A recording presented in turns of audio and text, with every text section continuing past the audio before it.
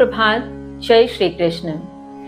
कल प्रारंभ किए गए गुणत्रय योग नामक 14वें अध्याय के प्रारंभिक 2 श्लोकों में हमने यह जाना कि अब श्री कृष्ण अर्जुन को ऐसा ज्ञान देना चाहते हैं जो समस्त प्रकार के ज्ञान में अति उत्तम है, सर्वश्रेष्ठ ज्ञान है, जो परम ज्ञान है और जिस ज्ञान को प्राप्त कर सभी मुनि इस संसार से सिद्धि को प्राप्त हुए हैं। और इस ज्ञान का आश्रय जो लेता है वह है श्री कृष्ण के समान प्रकृति को प्राप्त होता हुआ न तो सृष्टि में उत्पन्न होता है न सृष्टि के प्रलय पर किसी प्रकार से विचलित होता है।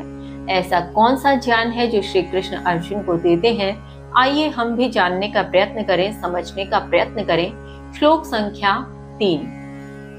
मम योनिर्वहद ब्रह्म तस्मिन् गर्भं दधाम्यहम् सम्भवः सर्वभूतानां ततो भवति भारत, ततो भवति भारत। श्री कृष्ण कहते हैं, हे भरत श्रेष्ठ, मेरी समग्र योनि ब्रह्म है, उसमें मैं गर्भ स्थापन करता हूँ, उससे समस्त जीवों की उत्पत्ति होती है। भावार्थ, यहाँ श्री कृष्ण कहते हैं कि हे भरत पुत्र, हे अर्जुन, तुम इसे ऐसे समझो कि मेरी समस्त योनि ही ब्रह्म है, अर्थात ब्रह्मा ही है वह योनि जिसमें मैं गर्भ को स्थापित करता हूँ, जिसके माध्यम से सब जीवों की उत्पत्ति होती है। कहने का तात्पर्य यही है कि जहां से जीवों की उत्पत्ति हो रही है, जो गर्भ स्थापन किया जा रहा है, वह योनि समग्र स्वरूप में ब्रह्म ही है। आगे श्री कृष्ण कहते हैं, श्लोक संख्या 4। सर्वयोनिषु कौन्तेय मूर्तयः सम्भवन्ति यः तासां ब्रह्महत् योनि अहं बीजप्रदः पिता, अहं बीजप्रदः पिता। श्री कृष्ण कहते हैं, हे कुंती पुत्र, जो सभी योनियों में स्वरूप उत्पन्न होते हैं उनके लिए ब्रह्म अर्थात मूल प्रकृति समग्र योनि और मैं बीज प्रदाता पिता हूँ।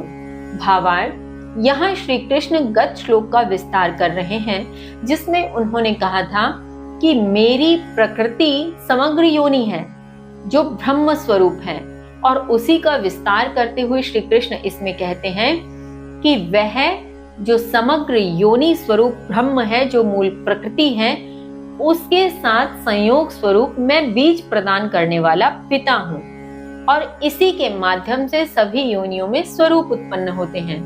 इसे ऐसे समझा जा सकता है कि प्रकृति अर्थात ब्रह्म स्वरूप वह योनि जिसके भीतर गर्भ स्थापन होता है और जिससे जीव उत्पन्न होते हैं, किंतु उसे बीज देने वाले वे स्वयं आत्म तत्व श्री कृष्ण हैं।